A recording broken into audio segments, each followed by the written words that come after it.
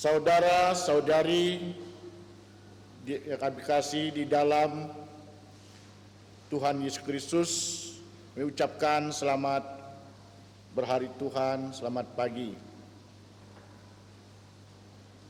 Sebelum kita memulai ibadah, kami mohon yang membawa HP supaya disilentkan sementara waktu. Terima kasih untuk kerjasama yang baik. Kita mulai ibadah kita menyanyi nyanyian nomor 1. Tuhan berada di bait suci-Nya.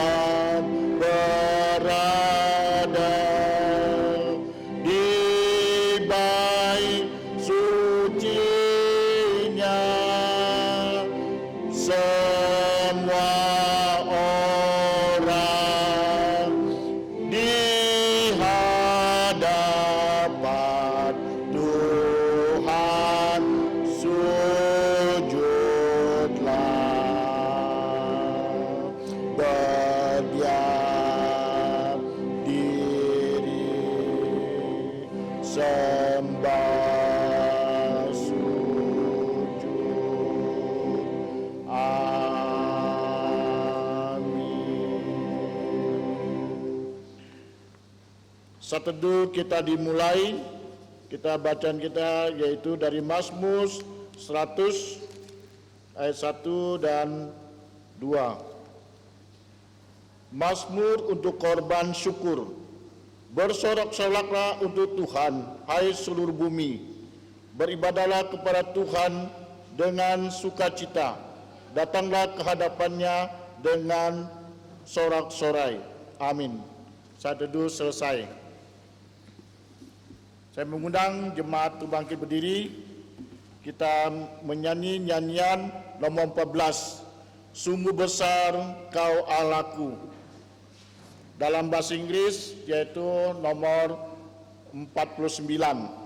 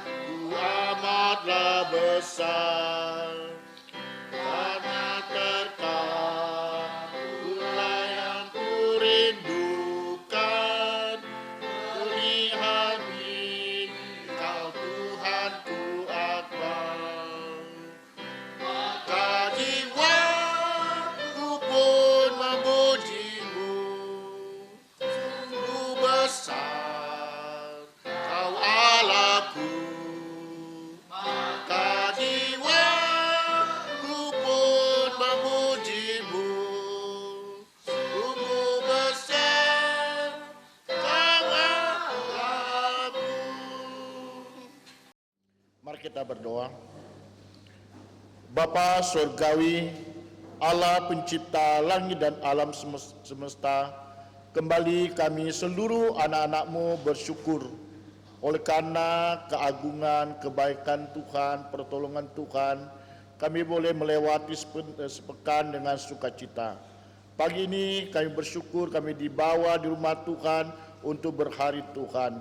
Bahkan juga sebagian yang mengadakan kebaktian rumah tangga, Tuhan memberkati. Kami menyerahkan ibadah kami pagi ini dari awal sampai akhir kami serahkan hanya di dalam nama Tuhan Yesus Kristus yang sudah mengajar kami berdoa, yaitu doa Bapa kami. Bapa kami yang ada di sorga, dikuduskanlah namamu, datanglah kerajaan-Mu, dilaksanakanlah kehendak-Mu di bumi seperti di sorga. Berikanlah kami pada hari ini makanan harian kami, dan ampunilah kami akan kesalahan kami, seperti kami juga mengampuni orang yang bersalah kepada kami. Dan janganlah membawa kami ke dalam pencobaan, tetapi lepaskanlah kami dari yang jahat, karena Engkaulah yang mempunyai kerajaan dan kuasa dan kemuliaan sampai selama-lamanya. Amin. Dalam Yesus. Kita Gloria Patria.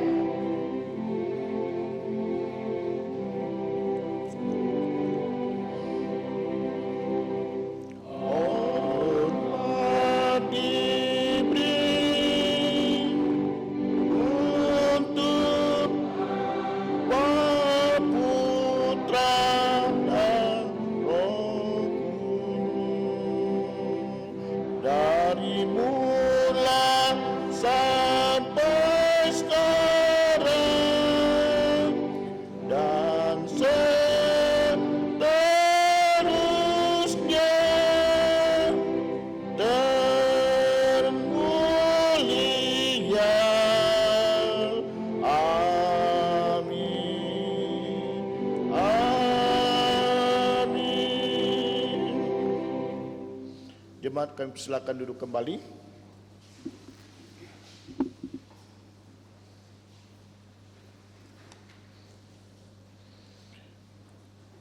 Bacaan bertanggapan kita pagi ini diambil dari kitab Nehemia pasal 9 ayat 38 sampai pasal 10 ayat 1 sampai yang ke-39.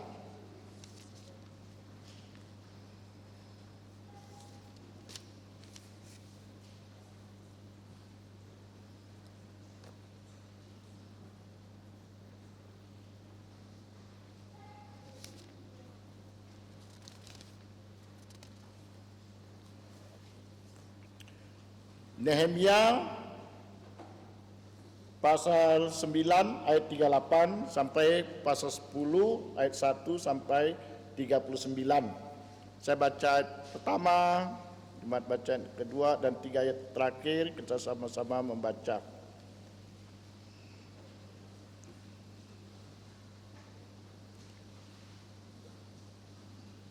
Berdasarkan semuanya ini kami mengikat perjanjian yang teguh yang kami catat dengan dibubuhi materai para pemimpin kami, orang-orang Lewi kami dan para imam kami.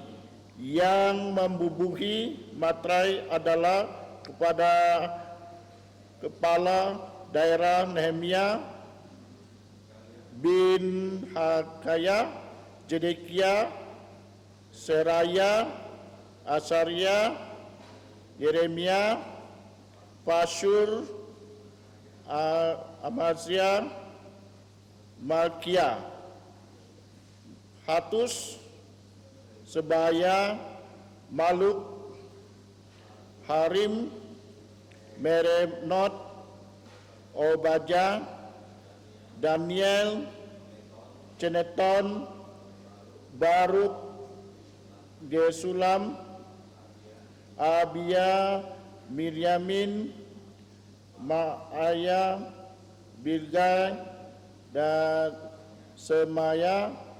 Itulah para imam. Sedang dari orang-orang Lewi, Yesua bin Asernya Binui, seorang dari antara anak-anak Henadad, Kaniel, dan saudara-saudara mereka, yakni Sebaya, Hodia, Kelita, Pelaya, Hanan, Mika, Rehot, dan Hasabaya, Zakur, Serebia, Sebanya, Hodia, Bani, dan Beninu. Dan dari pemimpin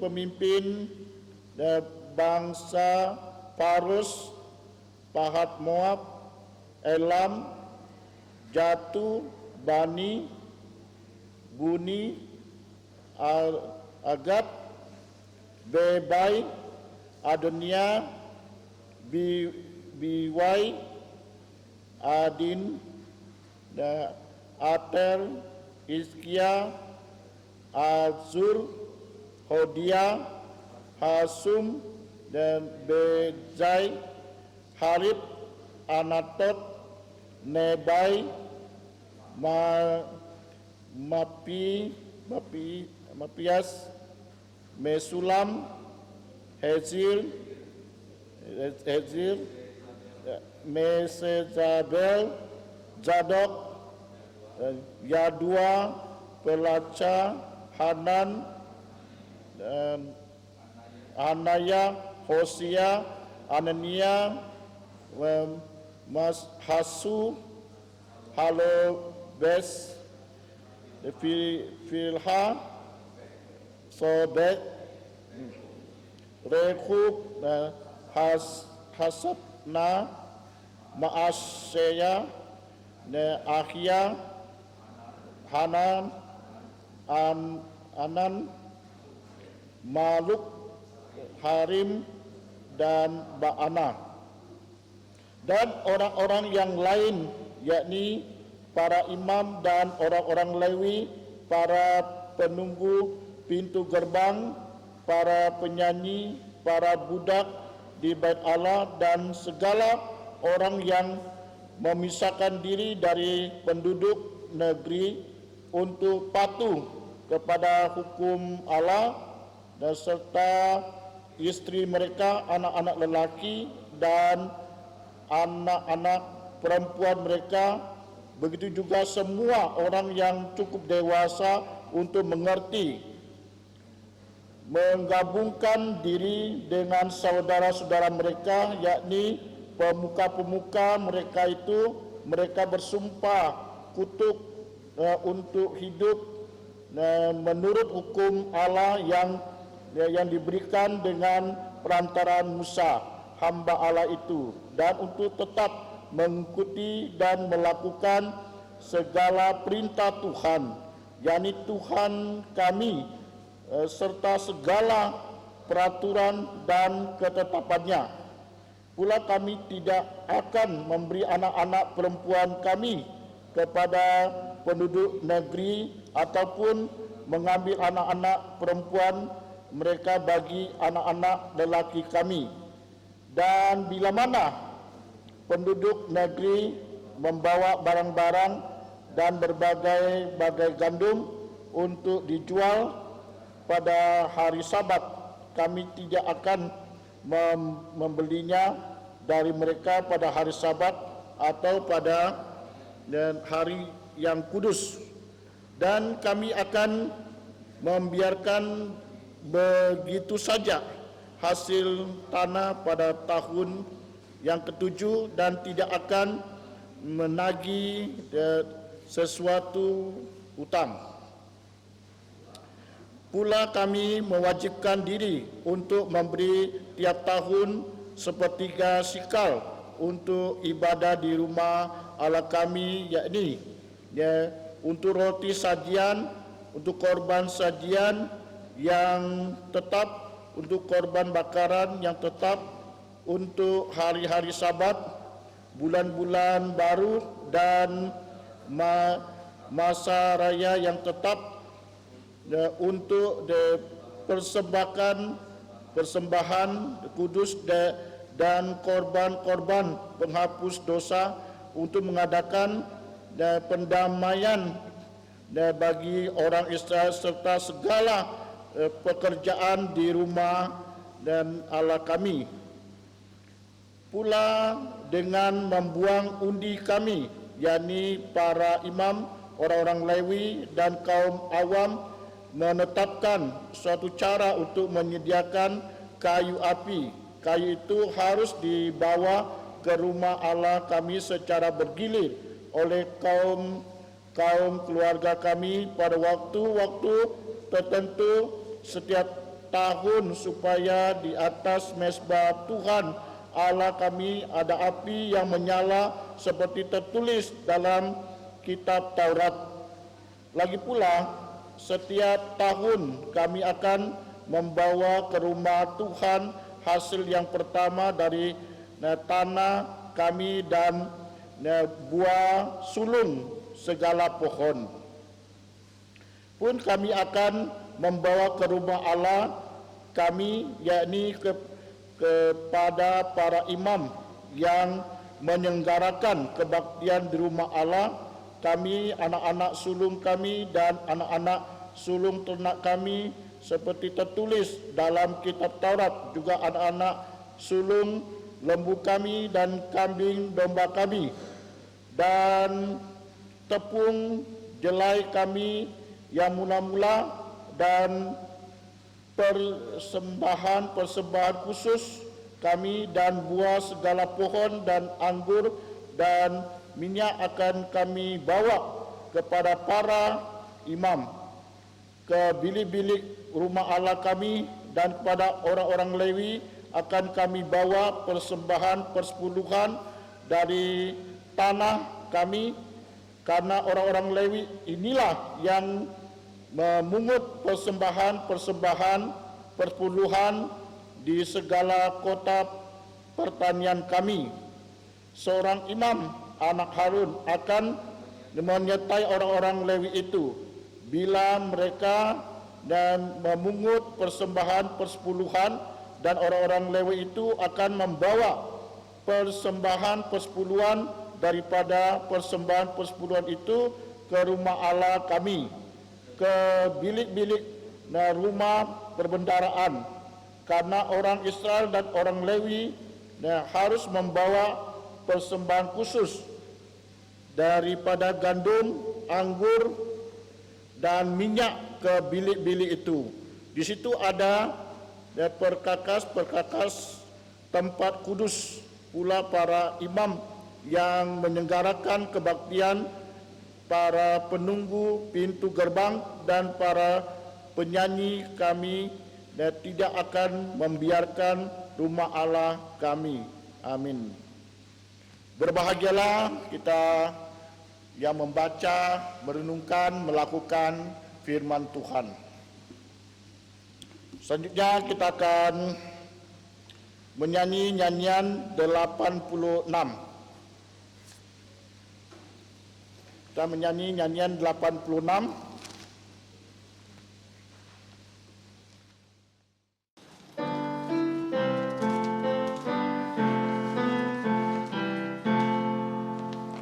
Oh, datanglah Immanuel, tebus umat-Mu Israel, yang dalam berkeluh kesah menantikan penolongnya. Bersoraklah, hai Israel, menyambut Sang Immanuel. Oh, datanglah terang fajar, hibur umat-Mu Israel. Halaukanlah gelap suram dan bayang-bayang maut kejam. Bersoraklah,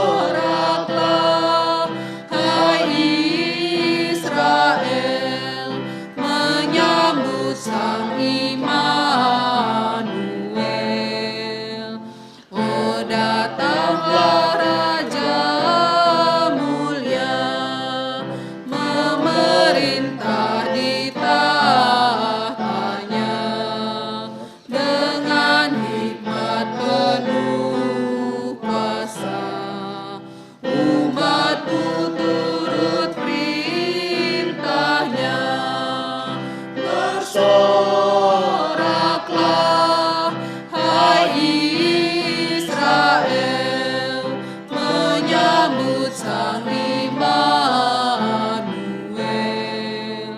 Oh, datanglah pengharapan,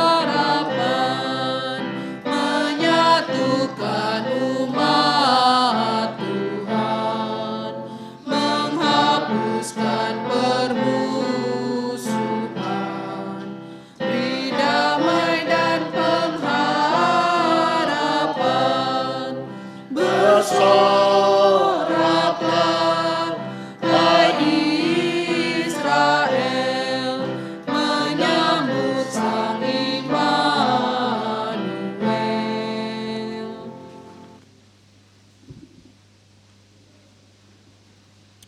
Selanjutnya ayat hafalan kita dari 2 Raja-Raja pasal 6 ayat 16. 2 Raja-Raja 6 ayat 16. Kita menghafal 3 kali. 2 Raja 16 ayat 16. Kita mulai. 1, 2, 3. 2 Raja-Raja pasal 6 ayat 16. Jawabnya, jangan takut sebab lebih banyak yang menyertai kita daripada yang menyertai mereka. 2 Raja-Raja pasal 6 ayat 16. Jawabnya, jangan takut sebab lebih banyak yang menyertai kita daripada yang menyertai mereka.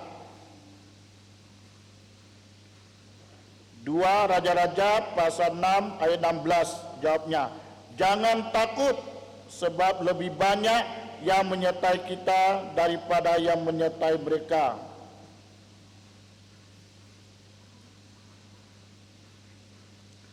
Bahasa Inggrisnya, 2 King chapter 6 verse 16. And he answered, fear not, for thy that be with us are more than they that be with them. And he answered, fear not, for they that be with us are more than they that be with them.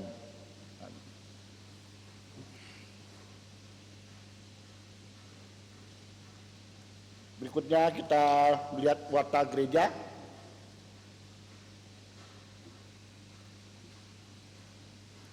Adapun warta gereja yang pertama, sakramen baptisan dan perjamuan kudus akan diadakan minggu depan untuk peserta baptisan dewasa, baptisan anak, reafirmasi iman, dan pindah anggota diharapkan menghadirinya dengan memakai pakaian putih. Perjamuan kudus akan diadakan setelah pembaptisan. Yang kedua, puji Tuhan di mana kita dituntunnya berkebaktian di keluarga kita masing-masing. Harap setiap kepala keluarga dapat memimpin kebaktian ini dengan mengajak seluruh keluarga menyembah Allah Tritunggal di dalam roh dan kebenaran. Yang ketiga, mohon informasikan kepada semua saudara-saudari supaya yang muda dapat datang berkebaktian di gereja jam 10 pagi di gereja. Yang keempat, puji Tuhan gereja sudah mulai menyediakan pengajaran firman Tuhan untuk anak-anak sekolah minggu dan SMC. Beberapa video sudah diunggah ke YouTube.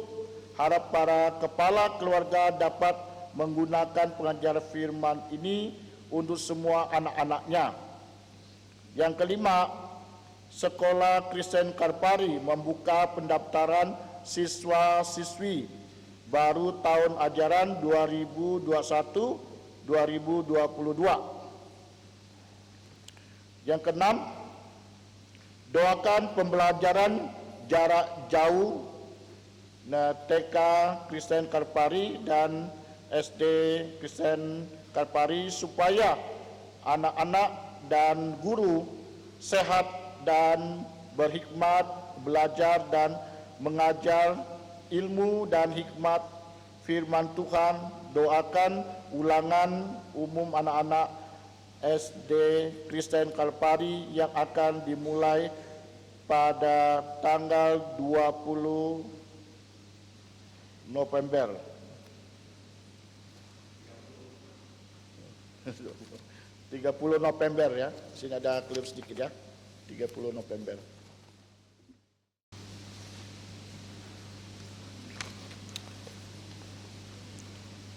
Selanjutnya kita akan memberikan yang terbaik untuk Tuhan. Kita menyanyi nyanyian 22.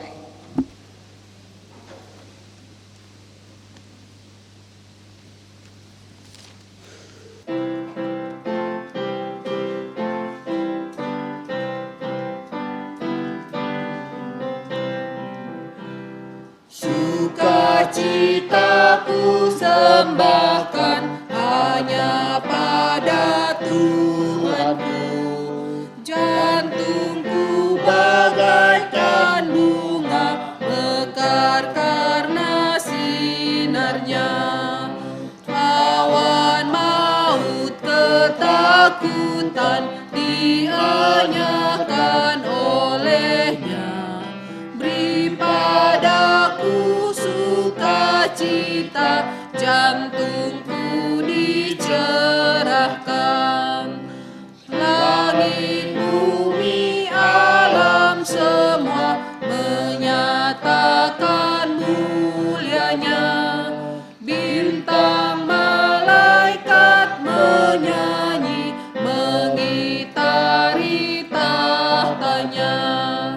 Ladang, hutan, gunung, lembah, padang hijau, samudra. Burung nyanyi, air mengalir, ajak kami senanglah. Sumber berkat, pohon rahmat, anugerahnya kekalah. Sukacita kehidupan mengalir memancarlah. Anak Tuhan bersaudara, hidup dalam kasih-Nya. Kita saling mengasihi dalam suka yang bakal. Bintang fajar memuji Dia dan manusia berpadu. Dengan kasih yang memerintah, kita dipersatukan. Ku bernyanyi tak berhenti, mengalahkan musuhku. Riuh riang membawaku dalam kidung yang menang. Saya mengundang jemaat itu bangkit berdiri, kita menyanyi Lost Soji.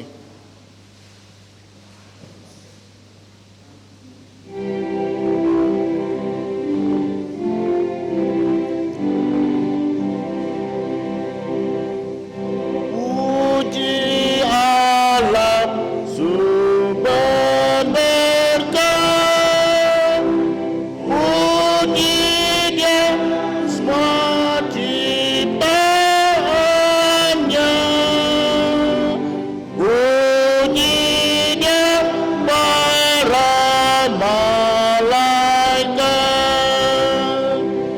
Bapa, Putra, dan Roh Kudus. Amin.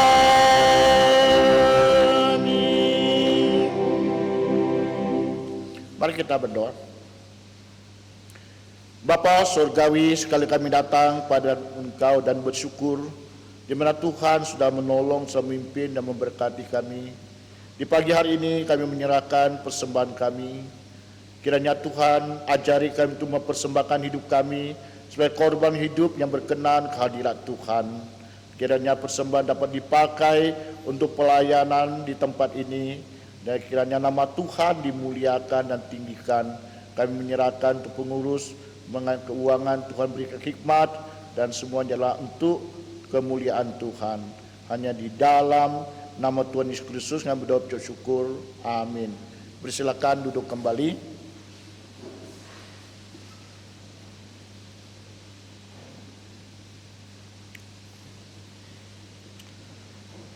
Doa penggembalaan pagi ini akan dipimpin G. Peter Joksan.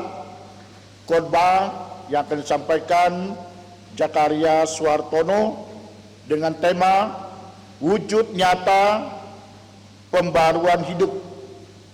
Untuk waktu dan tempat kami persilakan Bapak Penginjil Peter Joksan untuk memimpin doa penggembalaan. Setelah itu Saudara Jakaria akan menyampaikan firman Tuhan. Sebelum kita berdoa, mari kita berlutut. Setelah berlutut, mari kita merendahkan diri di hadapan Allah yang kudus, meminta ampun atas dosa kita, sehingga darah Yesus menghapus dosa-dosa kita, dan kita dilayakkan untuk berbicara kepada Allah kita yang kudus. Mari kita bersatu dalam doa.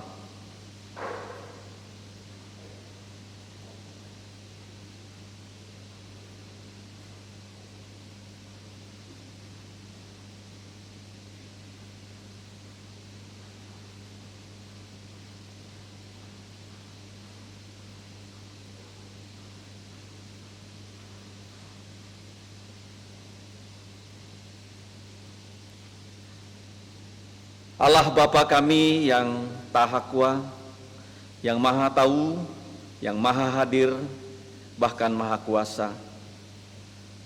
Bapa dari Tuhan kami, Yesus Kristus, yang sudah memberikan kami hidup yang kekal.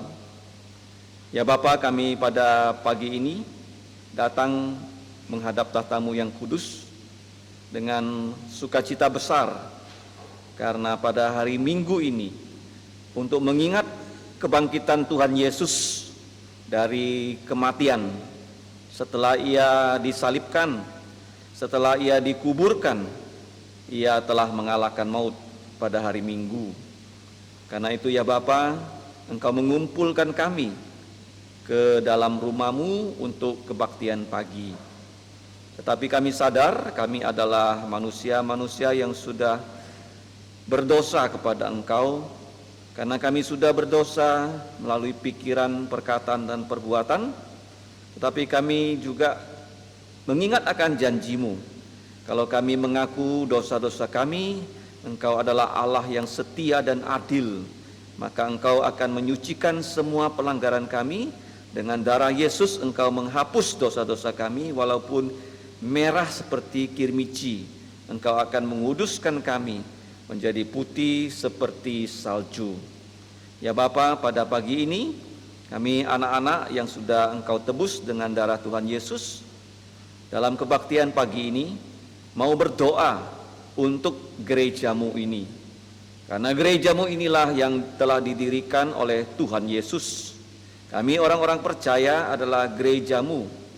Pakailah kami ya Bapa untuk mengabarkan Tuhan Yesus yang sudah bangkit kepada sebanyak-banyaknya orang yang kami kenal, baik itu keluarga kami, teman-teman kami, dan siapa saja yang kami temui. Kiranya mereka bisa diselamatkan dan tidak binasa, melainkan beroleh hidup yang kekal di dalam Tuhan Yesus.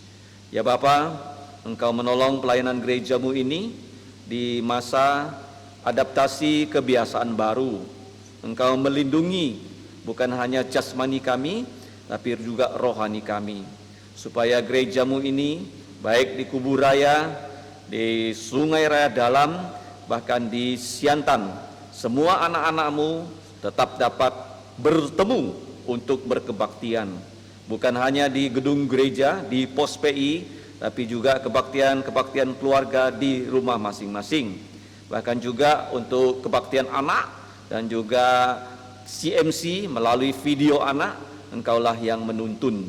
Ya Bapa, kami juga berdoa menyerahkan untuk TK dan SD Kristen Kalvari yang juga melayani Engkau, bukan hanya mengajar anak-anak supaya mereka bisa calistung dan ilmu-ilmu yang lain, tapi mereka juga setiap saat diberi pelajaran, yaitu firman-Mu.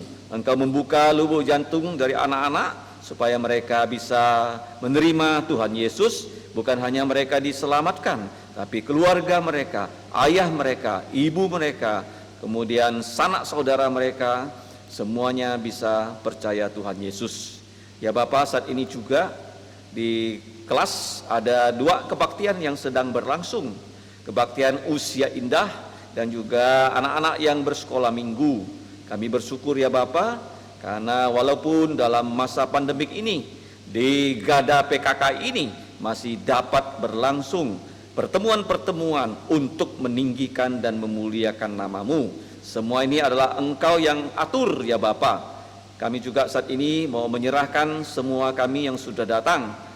Di antara kami banyak yang merupakan pelajar-pelajar di sekolah. Ada mereka yang sudah ulangan umum 1 minggu, ada juga yang akan memulai dan melanjutkan yaitu ulangan umum. Kami serahkan mereka, berikan mereka tubuh yang sehat, berikan mereka hikmat bijaksana untuk menyelesaikan yaitu penilaian akhir semester ini dengan baik dan nama-Mu dimuliakan. Ya Bapa, kami juga saat ini mau menyerahkan kepada Engkau yaitu bangsa Indonesia. Kiranya Engkau memelihara bangsa Indonesia, dan kami juga mendengarkan berita sedih. Ada satu keluarga orang Kristen yang dibunuh di Sulawesi. Ya Bapa, kami berdoa supaya tangan-tangan jahat ya tidak merajalela di Indonesia. Kiranya ya Bapa, Engkau berbelas kasihan dan Engkau memberikan pertolongan pada orang-orang percaya yang tinggal di daerah-daerah yang mengalami penganiayaan. Kami mohon ya Bapa, kiranya firman-Mu menghiburkan dan Tuhan Yesus senantiasa memelihara semua anak-anak-Mu dimanapun kami berada. Ya Bapak, kami juga berdoa supaya Engkau memberikan kesempatan kepada anak-anak-Mu untuk mengabarkan Injil Tuhan Yesus mulai dari Irian Jaya sampai ke ujung bumi. Bahkan Engkau juga berkenan memakai gereja-Mu ini untuk mengabarkan Injil-Mu ke seluruh Kalbar, ke Indonesia, bahkan kalau boleh sampai ke ujung bumi. Ya Bapa, saat ini kami juga mau berdoa untuk pergumulan dari setiap anak-anak-Mu yang mengalami problema famili, problema ekonomi dan edukasi dan jasmani bahkan rohani yang mundur. Kami serahkan ya Bapa, kiranya Engkau Allah yang menolong kami semua lepas dari pergumulan kami. Ketika kami sekarang berlutut, kami mau menyerahkan semua beban-beban kehidupan kami kepada Engkau.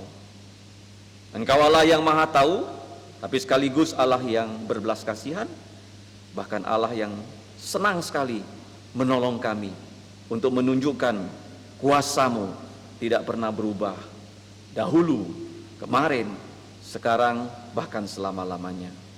Ya Bapa, kami saat ini mau mendengarkan firman-Mu.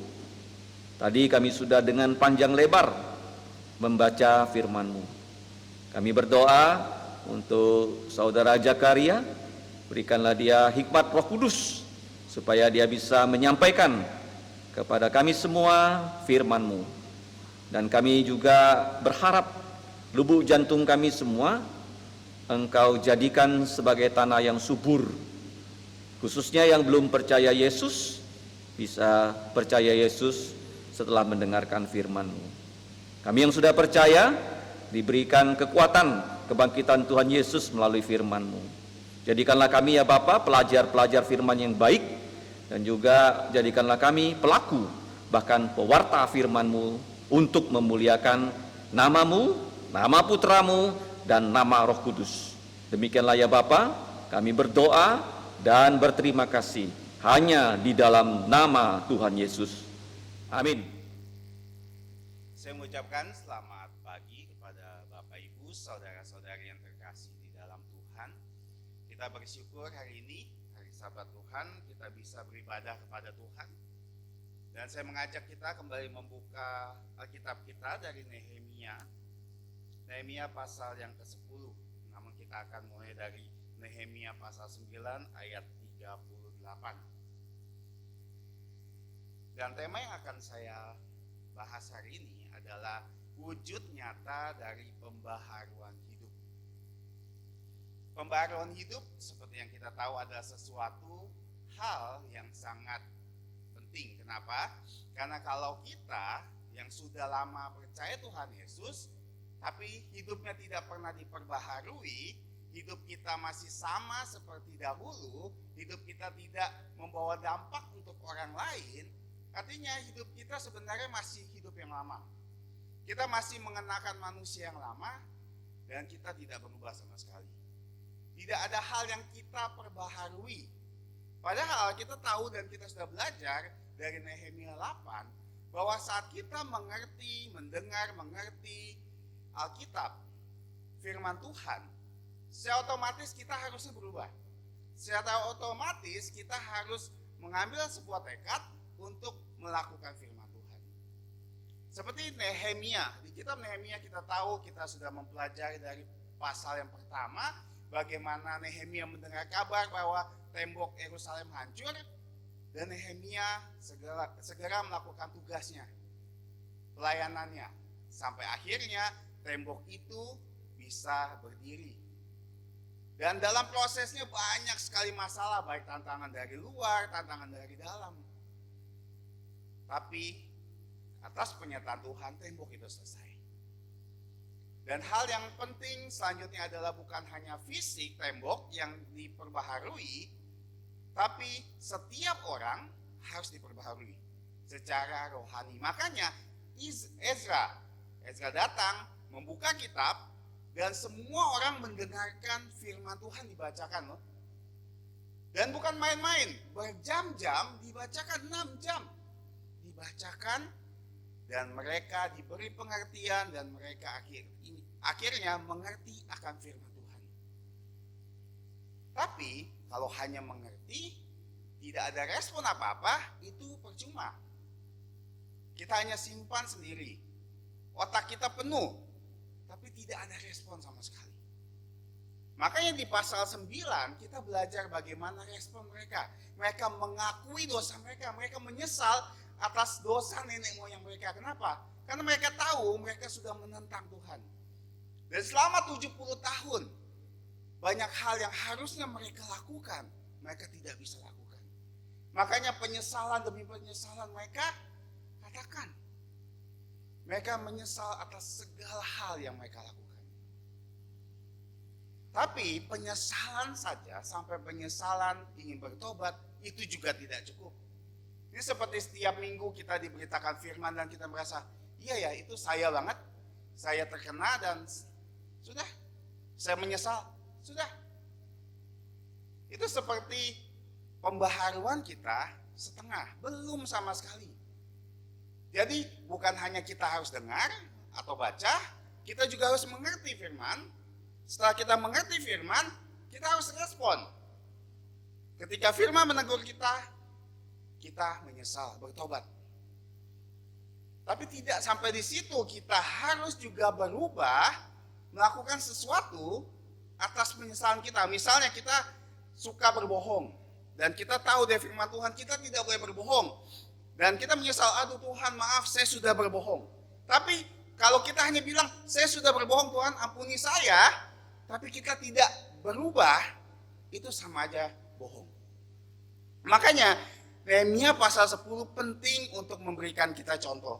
Bagaimana bangsa Israel benar-benar diperbaharui. Mereka berubah karena firman Tuhan yang mereka dengar dan mengerti bukan hanya membawakan pertobatan, tapi membawakan perubahan. Dalam apa? Dalam setiap aspek hidup mereka. Makanya kalau kita melihat di sini, firman Tuhan yang dimengerti berhubungan dengan pembaharuan hidup, dan semakin kita mengerti, kita semakin diperbaharui, dan bagaimana kita melihat gereja dan pelayanan Tuhan akan berubah. Kita akan melihat hidup kita, segala aspeknya juga akan berubah. Maka di sini kita akan melihat bagaimana ada 5 tahap perubahan yang nyata, wujud nyata dari pembaharuan yang mereka katakan. Mereka boleh bilang menyesal 6 jam, bersyukur 6 jam. Tapi kalau tidak ada perubahan, percuma. Makanya kita lihat ada 5 tahap yang kita akan pelajari hari ini. Dan saya singkat dengan 5P. Yang pertama, perjanjian. Nah, kalau kita melihat ayat 38 di pasal 9, berdasarkan semua ini, kami mengikat perjanjian yang teguh, yang kami catat dengan dibubuhi materai para pemimpin kami, orang-orang Lewi kami, dan para imam kami. Pertama yang mereka lakukan adalah mereka membuat perjanjian yang mereka catat dan mereka bubuhi materai. Ini seperti sebuah hal yang sangat legal ya. Karena materai kita tahu, kalau kita mau buat transaksi dagang, kita butuh materai. Dengan materai itu, bahwa transaksi itu ada hukumnya. Jadi seseorang bisa kena pidana atau perdata karena hal itu. Makanya kita harus ingat, materai zaman itu tidak seperti materai saat ini. Ada beberapa model materai. Salah satunya ada materai yang dimana terbuat dari batu, kalau untuk orang miskin batu, tapi kalau orang kaya mereka punya bentuk dari logam. Dan di situ biasanya ada satu jati diri mereka. Kalau kita ingat cerita Yehuda punya cap, nah stempel, materai yang kasih tahu bahwa ini dia. Kalau dia sudah ngecap, artinya dia sudah menyetujuinya. Makanya materai ini dibubuhi, saya sendiri percaya bahwa kemungkinan materai ini ada nama-nama mereka.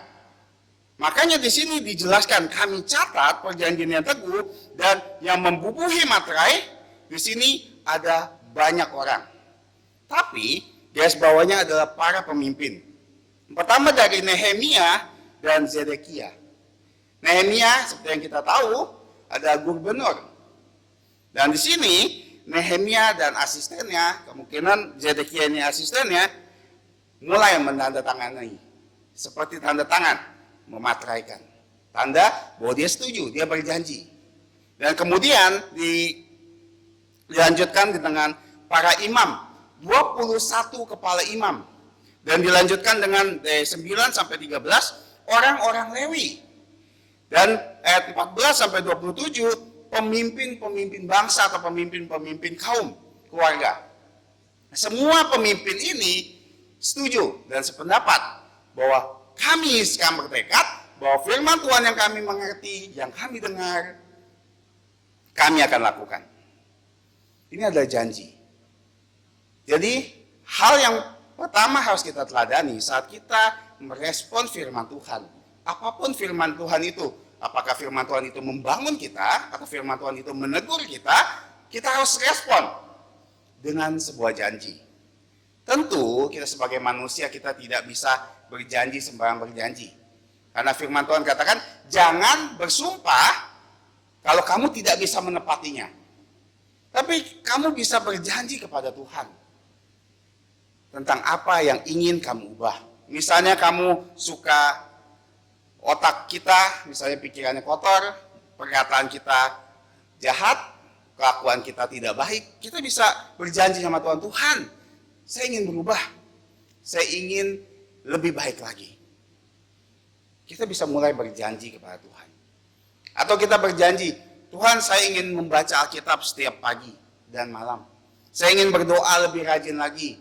Saya ingin mendoakan orang lain, saya ingin melayani. Kita bisa berbuat janji kepada Tuhan. Dan kita bisa catat. Kenapa kita catat? Supaya kita tidak lupa. Tentu saja untuk bisa kita memenuhi janji kita tidak bisa melakukannya sendiri. Kenapa? Karena kita manusia berdosa. Tuhan harus membuat kita untuk memenuhi janji kita. Tuhan sendiri loh yang akan bantu kita. Tapi setidaknya langkah awalnya seperti mereka, buat janji, buat tekad dulu. Kita mau berubah. Kalau kita belum ada tekad, belum ada janji dulu, nah langkah selanjutnya udah susah. Kita buat tekad dulu. Firman apapun yang setiap minggu kita baca, atau kita dengarkan, setiap hari kita renungkan, apapun itu, kita janji. Buat janji setelah kita baca bagian itu. Misalnya hari ini mengajarkan kita tentang bersyukur. Nah, kita janji sama Tuhan, Tuhan, saya pengen lebih bersyukur lagi setiap hari. Misalnya di sini katakan tentang pelayanan. Oh Tuhan, saya ingin melayani lebih lagi. Kita buat janji sama Tuhan, tidak apa-apa.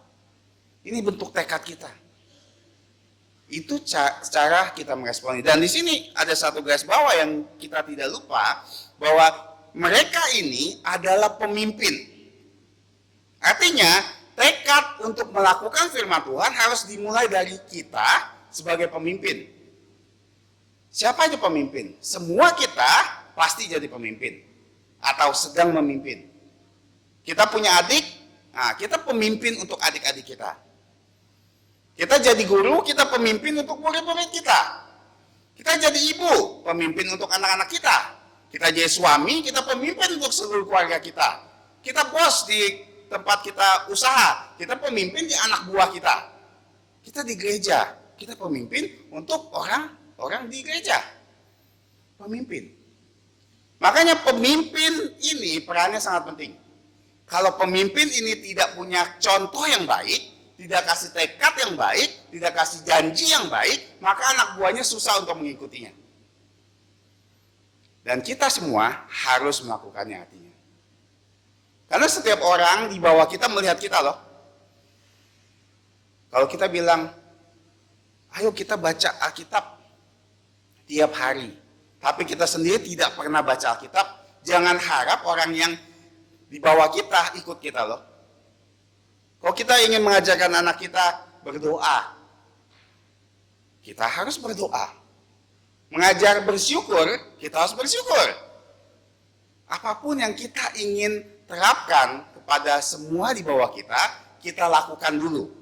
Sebagai contoh, makanya yang membubuhi adalah para pemimpin. Nah ini tahap pertama loh, tekad, janji harus dibuat dulu. Perjanjian yang teguh.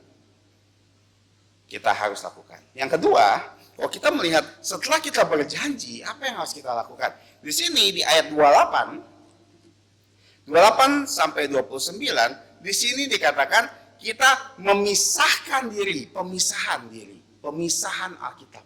Nah, kalau kita lihat, dan orang-orang lain, yaitu para imam, orang-orang Lewi, para penunggu pintu gerbang, para penyanyi, para budak bait Allah, dan segala orang, lihat, memisahkan diri dari penduduk negeri untuk patuh kepada hukum Allah, serta istri mereka, anak-anak laki-laki, anak-anak perempuan mereka, begitu juga semua orang yang cukup dewasa untuk mengerti.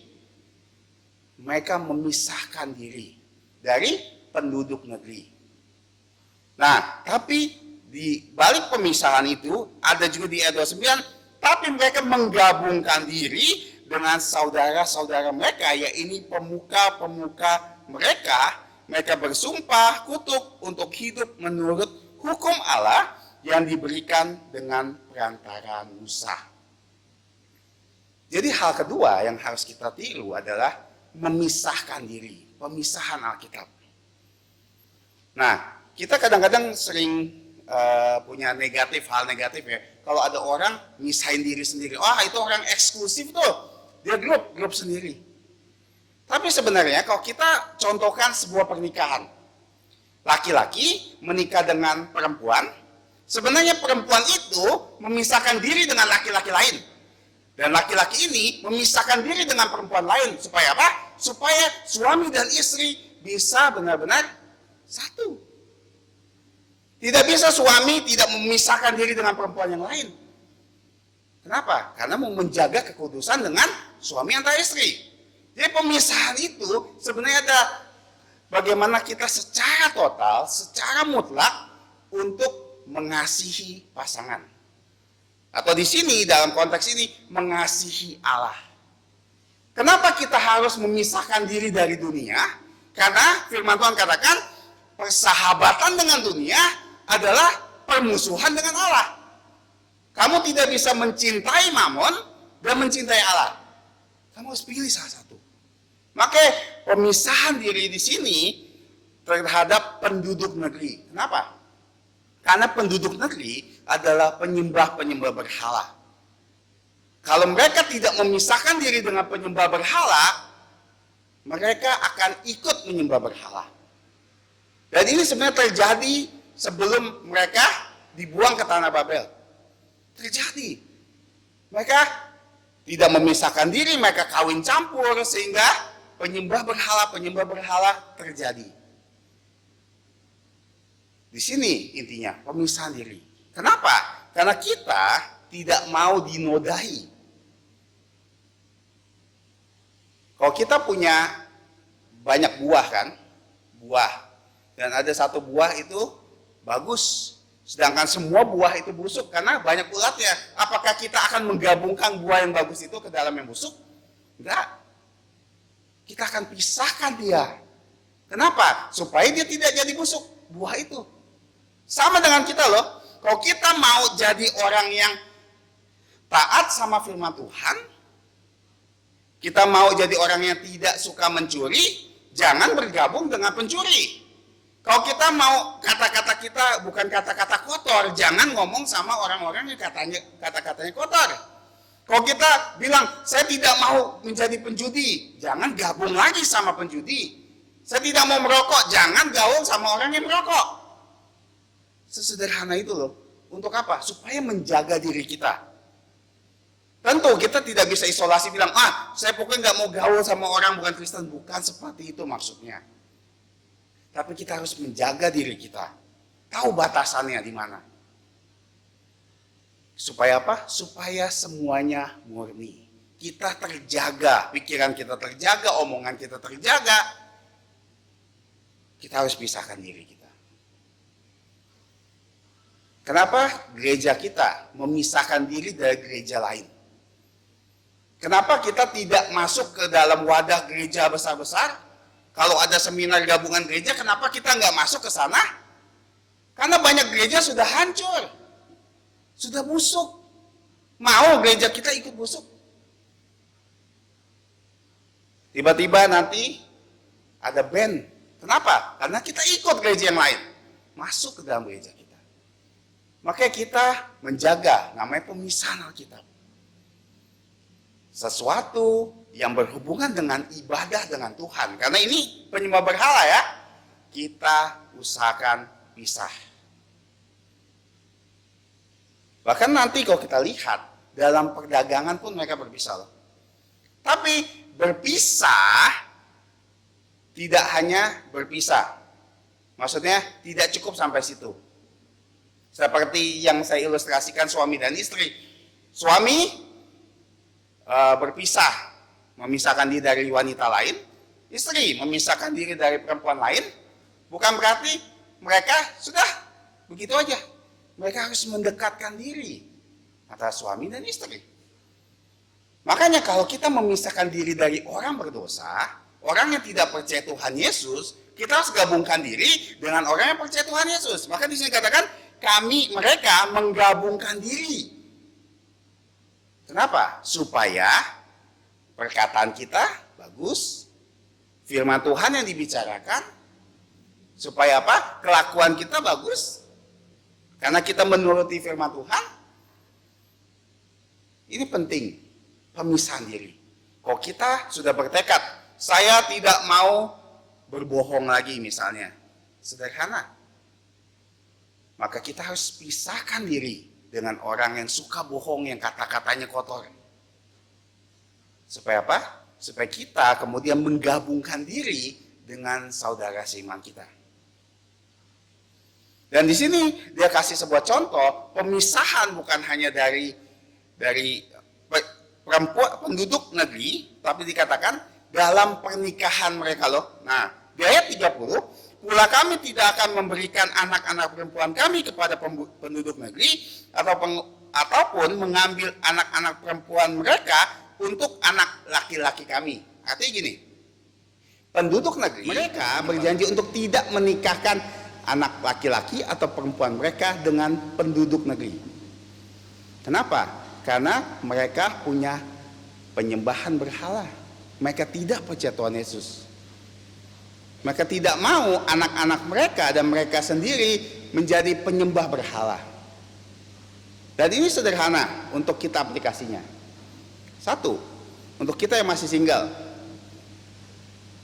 yang belum nikah, jangan menikah dengan orang tidak percaya. Sekali lagi, jangan menikah dengan orang tidak percaya. Bukan hanya orang Kristen loh. Banyak orang ngaku Kristen, oke ya? Dari sekolah minggu. Tapi sebenarnya dia bukan orang yang percaya. Bukan orang Kristen sebenarnya. Diajak ke gereja malas-malasan. Apakah itu orang Kristen sejati? Enggak. Diajak baca firman Tuhan, ogah-ogahan. Kata-katanya, kelakuannya masih seperti orang dunia. Apakah itu orang Kristen? Makanya kita harus cari pasangan yang seiman, yang percaya, yang setia sama Tuhan. Dan kita juga sebagai orang tua yang sudah punya anak, jangan menikahkan anak-anak kita dengan orang yang tidak percaya. Kenapa? Karena bahaya. Bahaya mungkin tidak kelihatan di awal, tapi akan kelihatan saat mereka menikah.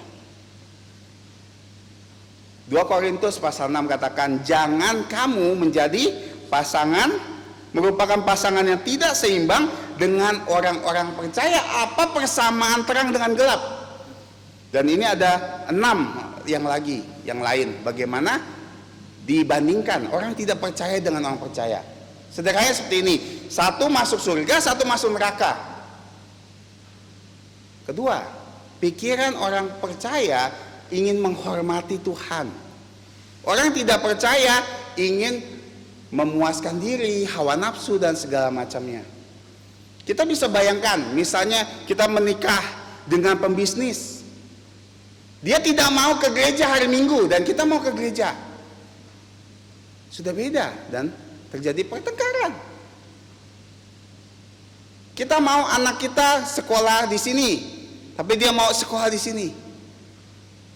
Berbeda. Cara pikirnya berbeda. Orang Kristen berpikir untuk semua hal harusnya memuliakan Tuhan loh. Tapi kalau kita punya pasangan tidak percaya, dia menghalalkan segala cara untuk mendapatkan segala sesuatu yang dia mau. Dan kita akan menderita dengan pasangan seperti itu. Bayangkan, orang percaya sama-sama seiman aja ya. Kadang-kadang konfliknya nggak ketulungan, banyak sekali masalah, apalagi dengan orang yang tidak percaya. Jangan pernah memulai, apalagi yang muda ya, jangan pernah mulai bangun hubungan dengan orang yang tidak percaya. Kita jangan terlalu naif dan terlalu percaya diri, bilang, oh tenang, saya akan bawa dia percaya Tuhan Yesus. Berapa yang terjadi seperti itu? Memang ada beberapa kasus bisa. Tapi seberapa banyak? Lebih banyaknya dengan apa? Dia yang dibawa. Kita ajak ke gereja, datang awal-awal, selanjutnya hilang. Apalagi sudah menikah. Sudah banyak kejadian seperti itu. Hanya mencari, bilang, oh saya mau ikut Kristen, saya mau percaya Tuhan Yesus, tapi nggak benar-benar. Kelihatan orang yang percaya Tuhan Yesus terlihat. Makanya jangan kita harus pisahkan diri bahkan dalam pernikahan. Ini hati-hati ya. Karena kalau kita tidak hati-hati, maka kita akan menyesal kemudian. Karena di dalam Tuhan, kalau apalagi kita bergereja dan nikah di gereja dan Tuhan saksinya, kamu nggak boleh cerai loh. Tuhan yang sudah satukan. Dan Tuhan kadang-kadang izinkan kamu menikah dengan orang tidak percaya loh. Karena kesalahan kita sendiri. Jangan salahkan Tuhan, kita yang berpilih. Maka kita selalu berdoa ya. Bahkan yang masih muda, berdoa mulai dari sekarang. Tuhan pilihkan seseorang yang mencintai Tuhan. Pasti semuanya akan jauh lebih baik. Ada masalah? Pasti. Tapi akan memuliakan Tuhan. Jadi kita punya tekad, ya. Setelah tekad kita pisahkan diri, itu artinya bukti bahwa kita bisa melakukannya. Dan kemudian kita hormati hari Tuhan. Penghormatan akan hari Tuhan. Di sini di ayat 31, dan bila mana penduduk negeri membawa barang-barang dan berbagai gandum untuk dijual pada hari Sabat, kami tidak akan membelinya dari mereka pada hari Sabat atau pada hari kudus. Dan kami akan membiarkan begitu saja hasil tanah kami pada tahun ke-7 dan tidak akan menagih hutang.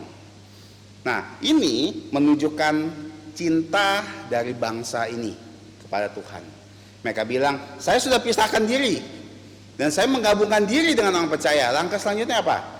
Nah, saya bersama orang-orang percaya sekarang akan menghormati hari Tuhan.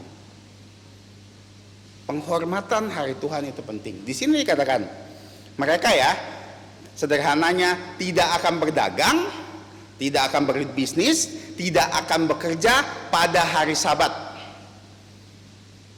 Ini adalah tekad mereka loh. Bukan hanya mereka pisahkan diri, mereka gabungan diri. Buktinya apa? Mereka menghormati hari Sabat. Di hari Sabat mereka tidak melakukan apa-apa selain beribadah kepada Tuhan. Dan kadang-kadang kita sedikit penghormatan kita pada hari Sabat. Sederhana, kita datang terlambat. Kita selama ibadah kita main-main. Dan setelah ibadah kita melakukan hal-hal yang lain, kita tidak menghormati hari Sabat. Kita coba bayangkan ya, kalau misalnya presiden kita mengundang kita. Nanti jam 10, kamu datangnya ke rumah. Nah, ceritanya rumahnya dekat ya. Nah, apakah kamu akan terlambat? Tidak. Hujan deras, sederas apapun kamu akan pergi, tetap pergi. Kalau perlu membayar taksi, bayar taksi. Kenapa? Kamu ingin ketemu presiden. Pakaian kamu bagus, paling terbaik. Kalau perlu kamu beli lagi yang baru. Kenapa? Karena kamu hormat sama presiden. Kamu gak akan sembarangan. Dan kadang-kadang kita segitu mudahnya menghormati manusia yang kita lihat loh. Bahkan guru kita loh. Dulu saya waktu SD, kalau guru datang, wah, kami semua tuh murid-murid langsung pakaian bagus sekali dan bersikap sangat sopan. Tapi kadang-kadang manusia kita bisa hormati sedemikian rupa, Tuhan kita tidak hormati. Kita seenaknya di gereja, semau gue. Mau datang jam berapa terserah gue. Padahal kita sudah punya janji sama Tuhan. Tuhan, saya berjanji untuk beribadah, menghormati hari Sabat. Dan kita tidak akan berdagang, tidak akan berjualan. Itu tanda kita hormat sama Tuhan loh. Kita lebih menghormati Tuhan daripada mencari uang. Dan ini penting. Kenapa? Karena diajarkan mana tentang pelajaran Sabat, menghormati Sabat dari mana. Untuk sebagian yang tahu bagus, yang tidak tahu penjelasannya sangat sederhana. Waktu di padang gurun Tuhan bilang kamu akan mendapatkan mana setiap hari, kecuali hari ke-7 hari Sabat. Setiap hari kamu boleh mengumpulkan sebanyak-banyaknya yang kamu bisa makan. Ada yang porsinya double kan? Ambil sebanyak-banyaknya, nggak apa-apa. Tapi kalau ada sisa, mana itu busuk besoknya. Kamu nggak bisa, orang Israel nggak bisa nih, oh saya ambil buat lusa besok. Nah, nggak bisa. Kenapa? Karena apapun yang sisa dari makanan hari itu busuk besoknya. Tapi yang menarik, karena hari Sabat nggak ada mana yang turun, hari ke-6 Tuhan bilang kamu kumpulkan untuk 2 hari. Hari ini, hari ke-6 dan hari Sabat. Karena besoknya nggak akan turun. Dan mereka kumpulkan. Biasa kan kalau hari biasa mana yang disimpan besok udah rusak. Tapi untuk hari Sabat, mana yang mereka simpan sisanya nggak rusak. Dan ini mengajarkan kita untuk percaya sama Tuhan. Kok Tuhan kasih setiap hari berkat untuk kita selama 6 hari. Dan Tuhan bilang, hari ke-7 istirahat. Istirahat untuk kita loh. Jangan pikir istirahat untuk orang lain. Tuhan kasih istirahat untuk kita, untuk kebaikan kita. Karena kita bekerja 6 hari, kita capek. Tuhan ingin kita fokus kepada Tuhan. Dagang, jangan dagang dulu. Bekerja, jangan bekerja dulu. Datang ibadah. Itu yang penting. Seperti mereka. Mereka, walaupun ada pedagang-pedagang, mereka tidak membeli, tidak menjual. Karena mereka menghormati hari Sabat. Kok kita menghormati Tuhan, kita bilang, saya mencintai Engkau Tuhan, tapi kita tidak menghormati hari Sabat, hari Tuhan. Kita sama aja bohong. Hormat kita, cinta kita, bohong. Kenapa? Karena kita tidak mencintai harinya.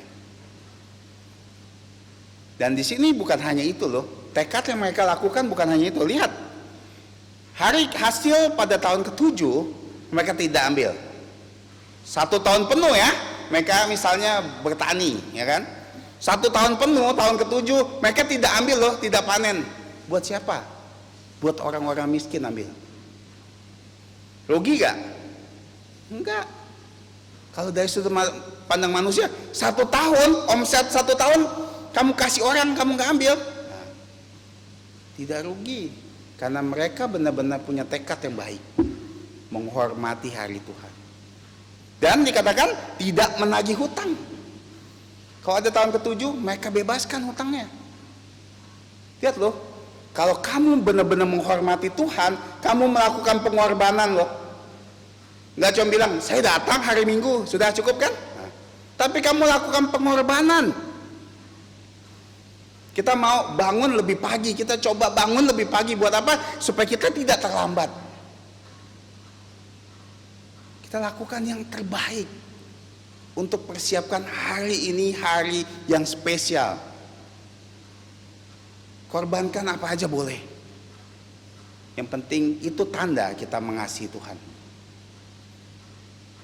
Seperti orang pertama-tama pacaran ya. Wah, apa aja dilalui.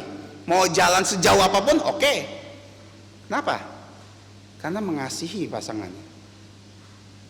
Kalau kita mengasihi Tuhan dan kita tidak beri yang terbaik di hari Sabat, kita sebenarnya kasih kita seperti omong kosong. Kita harus mencintai Tuhan dan harinya. Lakukan pengorbanan seperlu-perlunya. Apapun yang kamu ingin korbankan. Kalau memang itu berharga, lakukanlah. Ini yang ketiga. Yang keempat, mereka bukan hanya mengorbankan untuk menghormati. Nah, waktu mereka berkumpul, dan ini konteksnya rumah Allah, mereka beribadah, apa yang mereka lakukan? Dia 34 pula membuang undi, yaitu para imam, orang-orang Lewi dan kaum awam, untuk menetapkan suatu cara untuk menyediakan kayu api. Kenapa?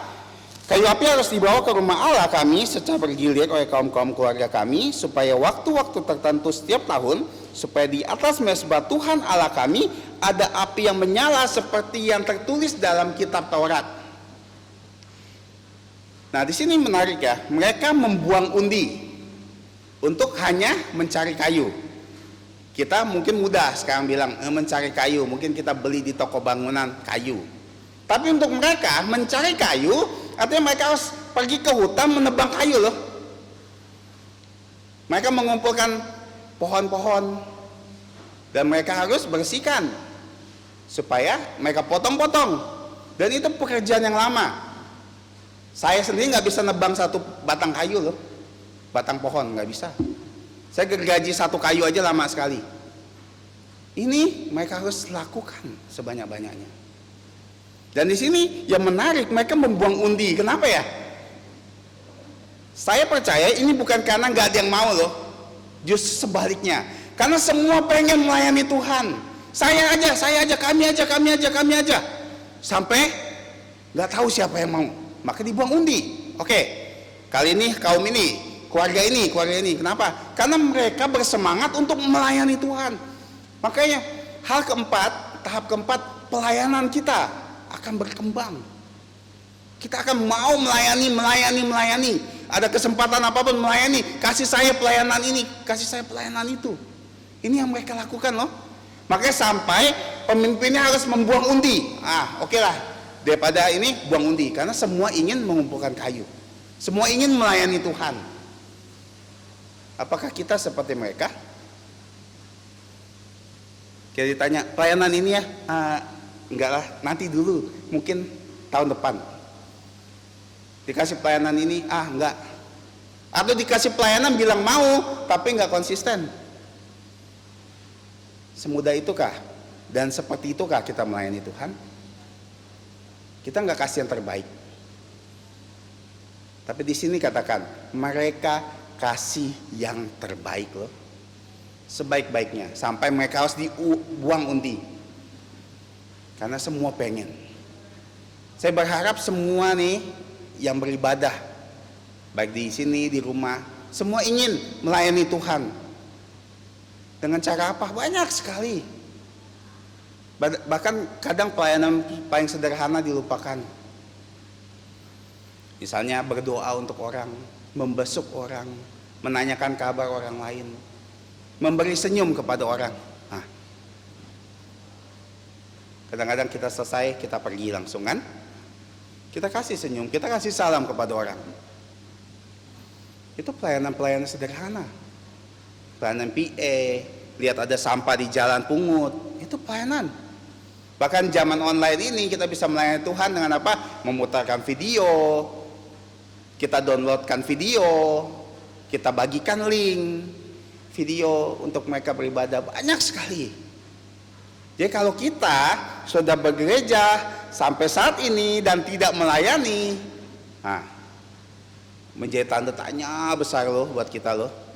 Kita benar-benar orang Kristen sejati bukan? Itu yang keempat. Lihat ya, tekad kita, perjanjian yang teguh membawa kita kepada pemisahan diri pada dunia, pada dosa, supaya kita bisa menggabungkan diri dengan orang percaya. Dan bersama orang percaya, kita akan melakukan penghormatan kepada hari Sabat. Dan setelah itu, kita akan melayani dia dengan pelayanan kita. Dan setelah itu, seperti yang dicontohkan bangsa ini, mereka akan memberikan persembahan. Di list ini, dia 32, 33, 35, sampai 39, ada satu kata kunci yang penting yang kita harus lihat, yaitu ayat 39 yang bagian terakhir. Kami tidak akan membiarkan rumah Allah kami. Mereka melayani dan mereka sadar di dalam pelayanan gereja, rumah Allah, banyak hal yang diperlukan oleh gereja. Terutama dalam hal dana. Kita jangan lupa ya, sama dengan bait Allah, gereja memerlukan dana supaya bisa menjalankan seluruhnya, kayak seperti listrik, AC, segala macam, air, itu harus dibayar. PBB harus dibayar. Pekerja-pekerja harus dibayar. Dan kadang-kadang banyak gereja, bahkan di zaman COVID ini, tutup loh. Kenapa? Karena nggak punya dana. Tapi kalau kita benar-benar mencintai Tuhan, kita tidak akan membiarkan hal ini terjadi loh. Kita punya komitmen, pokoknya rumah Allah ini adalah rumah saya. Karena Bapak saya, rumah Bapak saya, rumah saya. Maka kita akan mencintai rumah ini dengan salah satunya seperti mereka. Mereka tidak akan membiarkan rumah Allah. Artinya mereka memberikan persembahan yang terbaik. Di sini dicatat persembahan perpuluhan, dicatat persembahan putra sulung, anak-anak sulung dari ternak, dari tumbuh-tumbuhan yang mereka dapatkan panen, hasil panen mereka, persembahan khusus, persembahan syukur, dan segala macam persembahan mereka kasih. Untuk apa? Untuk rumah Tuhan. Dan lihat, ada satu kata kunci yang menarik. Di sini ada melibatkan orang-orang Lewi. Ini adalah hamba-hamba Tuhan. Nah, ini sangat baik ya untuk kita tahu, sadar bahwa pelayanan di gereja ada pelayanan yang tidak bisa bergerak tanpa dana. Karena segala sesuatunya diperlukan. Maka kita sebagai orang yang bekerja, kita bisa memberikan persembahan sama Tuhan. Dan ini bukan soal jumlah persembahan kamu, tapi bagaimana kamu dengan sukacita memberikan persembahan seperti mereka loh. Dan jangan lupa, kenapa penting persembahan perpuluhan.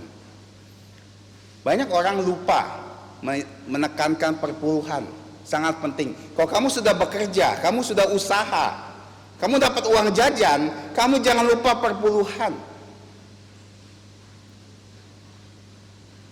Perpuluhan adalah 10% dari gaji kamu.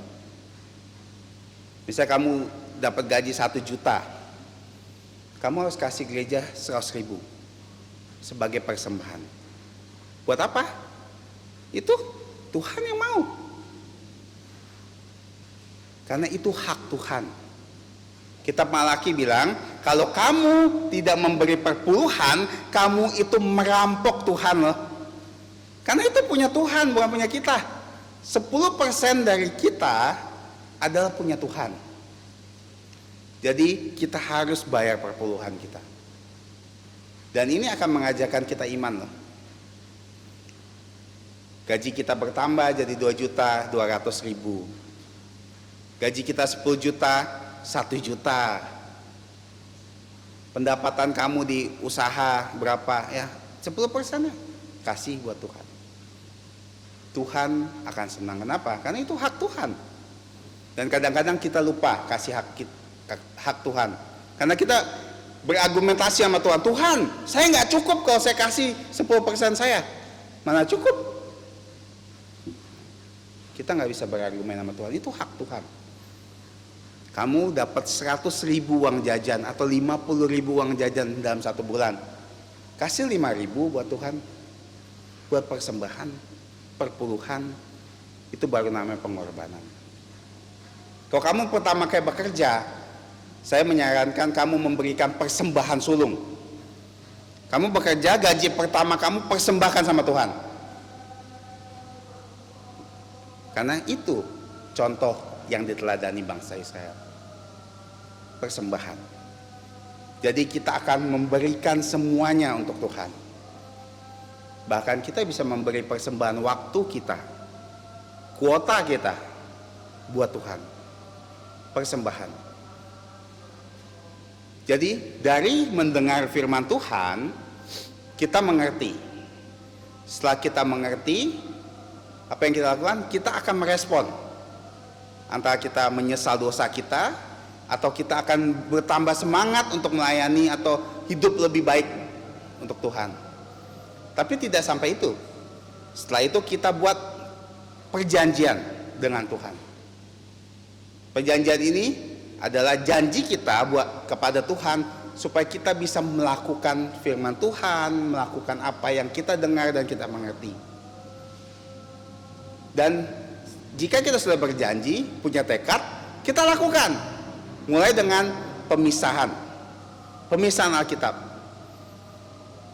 Kalau kita tidak mau berbohong, jangan bergaul dengan orang berbohong. Tidak mau berjudi, jangan gaul dengan orang berjudi. Tidak mau pikiran kita kotor, jangan bergabung dengan orang-orang yang pikirannya kotor. Karena Mazmur 1 katakan, jangan berjalan, berdiri, dan duduk di dalam kumpulan orang berdosa. Karena pergaulan yang buruk merusakkan kebiasaan yang baik. Makanya kalau kita mau lebih baik, gabungkan diri dengan orang percaya. Selanjutnya, kamu hormati hari Tuhan. Penghormatan akan hari Tuhan. Tanda kamu mencintai Tuhan. Dan kemudian di hari Tuhan itu kamu lakukan pelayanan. melayani, banyak bidang pelayanan bisa kita ambil. Dan setelah kita melayani, kita berikan persembahan. Jadi perjanjian, pemisahan diri, penghormatan hari Sabat, pelayanan, dan persembahan. 5 tahap, bukti kita sudah berubah. Bukti bahwa firman Tuhan yang kita dengar sudah mengubah kita. Kalau semua aspek ini tidak ada, jadi tanda tanya, apakah kita benar-benar sudah berubah? Mengerti firman Tuhan tidak cukup loh, kita lakukan. Karena kalau cuma mengerti, otak kita penuh dengan firman Tuhan. Tidak kita lakukan. Mengerti dan lakukan. Itu yang terbaik. Hari ini kita sudah belajar 5 langkah atau 5 tahap atau 5 bukti dari pembaharuan, wujud nyata pembaharuan hidup. Pertama, perjanjian yang teguh dengan Allah. Kedua, pemisahan Alkitab. Ketiga, penghormatan hari Sabat. Keempat, pelayanan kita. Dan kelima, persembahan kita. Ya, Tuhan menolong kita, dan jika Tuhan mengizinkan, selanjutnya kita akan membahas 2 pasal sekaligus, yaitu pasal 11 dan 12, dan kemudian kita akan tutup dengan pasal yang ke-13, kitab Nehemia, dan kita akan melihat bagaimana secara penuh kitab Nehemia telah memberkati saya dan memberkati kita semua. Mari kita berdoa. Bapa kami yang ada di surga, kami bersyukur atas firman-Mu yang telah kami sama-sama pelajari pada hari ini. Kami memohon pertolongan-Mu sehingga firman yang telah kami baca, kami dengarkan, kami diberi pengertian, kami bisa lakukan di dalam kehidupan kami sehari-hari. Bahkan kami mau bertekad untuk melakukannya. Dan kami mau memisahkan diri dari orang tidak percaya dan menggabungkan diri dengan orang percaya. Kami juga mau menghormati hari-Mu, bahkan melakukan pelayanan, bahkan memberikan persembahan. Terutama kami ingin memberikan hidup kami sebagai korban yang hidup untuk Engkau pakai sesuai dengan rencana-Mu. Ampuni Bapa jika selama ini kami lalai. Kiranya Engkau juga mengampuni segala dosa-dosa kami. Kami bersyukur dan berdoa hanya di dalam nama Tuhan Yesus Kristus. Amin. Terima kasih. Saudara-saudari yang saya kasih dalam Tuhan Yesus, mari kita akhiri kebaktian kita di pagi ini dengan berdiri.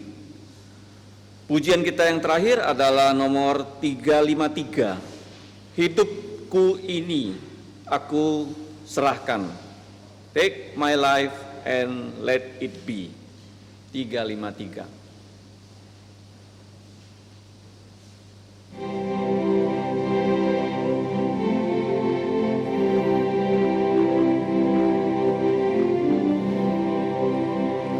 Hidup jiwaku Tuhan, padamu ku serahkan, serahkan waktuku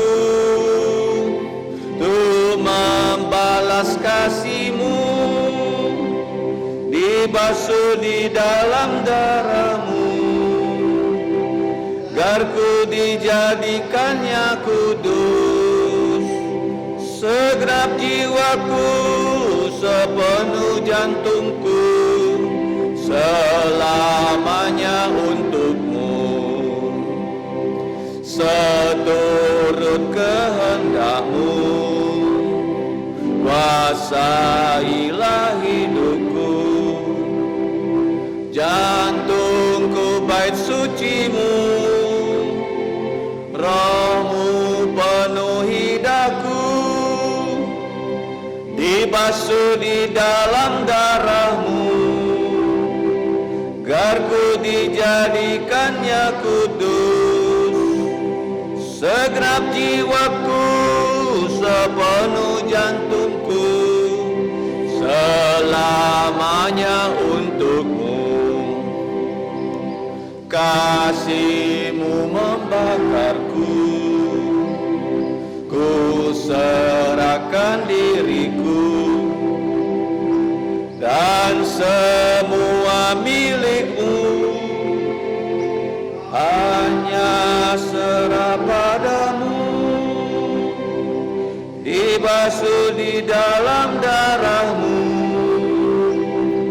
agar ku dijadikannya kudus.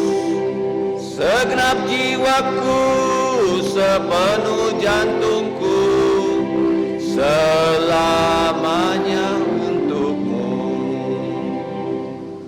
Mari kita tundukkan kepala, kita akan masuk dalam doa penutup. Allah kami yang Maha Kuasa, Allah yang telah memberikan kami hidup yang kekal dalam Tuhan Yesus, Allah yang telah mengumpulkan kami untuk bertemu, bersekutu, memuji Engkau di hari Sabat orang Kristen. Ya Bapa, kami juga mengucap syukur Engkau telah begitu baik kepada umat-Mu Israel. Engkau memimpin mereka sehingga mereka dapat melahirkan Tuhan Yesus. Dan dari mereka juga kami mendapatkan firman-Mu, sehingga di tangan kami ada firman-Mu yang bisa kami pelajari di rumah-Mu, bahkan di rumah kami masing-masing. Ya Bapa, terima kasih untuk pimpinan-Mu kepada Nehemia, Ezra, dan semua pemimpin-pemimpin, orang-orang Lewi, pemimpin awam, dan kepala-kepala keluarga yang telah Engkau bangunkan tembok Yerusalem, rumah-rumah di kota Yerusalem, sehingga mereka dapat kembali memulai suatu era yang baru untuk membangun iman mereka. Kami juga bersyukur ya Bapa, di Kubur Raya ini Engkau telah memberikan gereja-Mu tanah yang sangat baik, gedung yang sangat baik, fasilitas yang paling baik pun telah Engkau berikan kepada kami. Itu adalah persembahan dari anak-anak-Mu yang mengasihi Engkau, yaitu dari saudara-saudari kami, baik yang di Singapura dan juga di Surabaya. Ya Bapa, kami juga mau Engkau memberkati kami yang ada di Kalimantan Barat, tanah yang begitu besar, tanah yang akan menjadi ibu kota baru Indonesia kalau Engkau kehendaki. Bangunkanlah ya Bapa kami secara rohani, dan telah berhimpun di hadapan-Mu anak-anak muda yang penuh dengan potensi. Berkatilah hidup mereka, sehingga dari tangan mereka akan persembahkan yang terbaik untuk Engkau. Bukan hanya untuk gereja-Mu di sini, tapi bisa membangun begitu banyak gereja di Kalimantan, Indonesia, di luar negeri. Ini adalah suatu kehendak yang baik. Kami percaya Bapa, setiap kehendak baik yang muncul dalam pikiran kami, seperti Raja Daud, dia ingin membangun bait-Mu yang kudus. Engkau memberikan dia kesempatan menyiapkan bahan-bahan. Ya Bapa, pakailah hidup kami untuk melayani Engkau. Pimpinlah kami semua supaya melalui kehidupan kami banyak orang bisa percaya Yesus. Kami akan meninggalkan gedung gereja ini, kembali ke rumah kami masing-masing.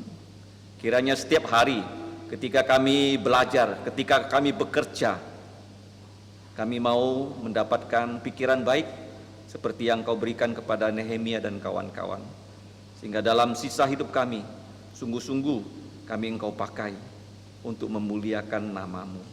Sehingga Kau senang dengan kehidupan kami di muka bumi. Bukan hanya hidup untuk diri kami, tapi hidup untuk membangun kerajaan-Mu di muka bumi, di akhir zaman sebelum Tuhan Yesus yang akan segera datang.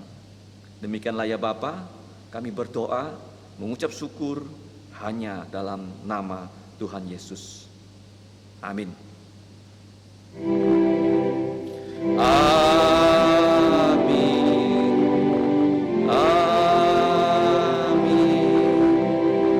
Amin.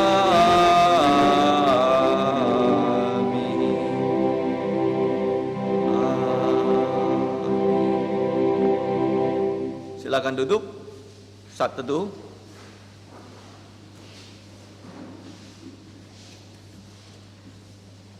Tuhanmu memberkatimu dan melindungimu.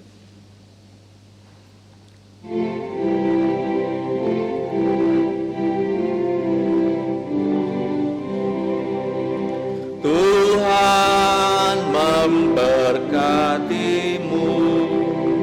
Tuhan melindungi, menyinarimu, memberi kasih karunia.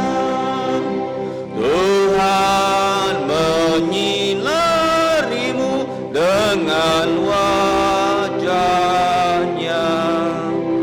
memberi kasih karunia, karunia damai sejahtera